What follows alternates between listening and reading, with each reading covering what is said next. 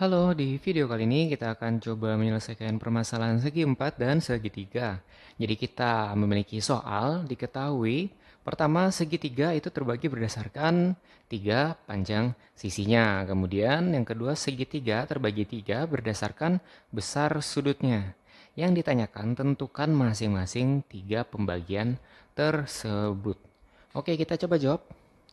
Jadi yang pertama kita akan menjawab jenis segitiga berdasarkan panjang sisinya. Jadi kalau berdasarkan panjang sisi, kita tulis dulu panjang sisi.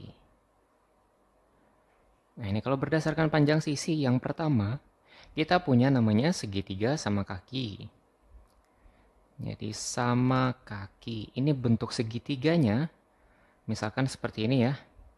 Jadi di sini sama kanan dan kiri sisinya, sehingga membentuk sudut kanan bawah dan kiri bawah itu sama besar. Ini disebut segitiga sama kaki. Kemudian yang kedua kita punya namanya segitiga sama sisi. Jadi kalau sama sisi, ini ketiga sisinya sama panjang. Jadi sudutnya terbagi 3 secara merata. Jadi kalau kita buat segitiganya seperti ini misalkan, maka ada tanda seperti ini untuk menandakan sisinya sama panjang, sehingga sudutnya di 3 sudut ini juga sama besar. Kemudian yang ketiga, ada namanya segitiga sembarang. Jadi kalau segitiga sembarang, dia tidak sama kaki maupun tidak sama sisi.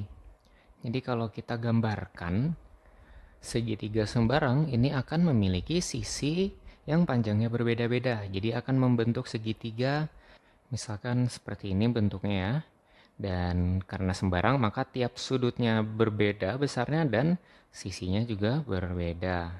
Nah selanjutnya kita akan melihat pembagian segitiga berdasarkan besar sudutnya. Jadi kita tulis berdasarkan besar sudut. Besar sudut.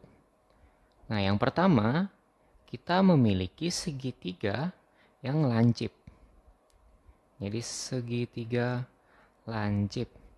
Ini adalah segitiga yang ketiga sudutnya masing-masing memiliki besar sudut kurang dari 90 derajat. Jadi kalau kita gambarkan, ini akan membentuk misalkan seperti ini.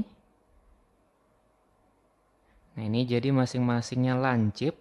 Misalkan di sini 65 derajat, di sini 45 derajat, dan di sininya 70 derajat.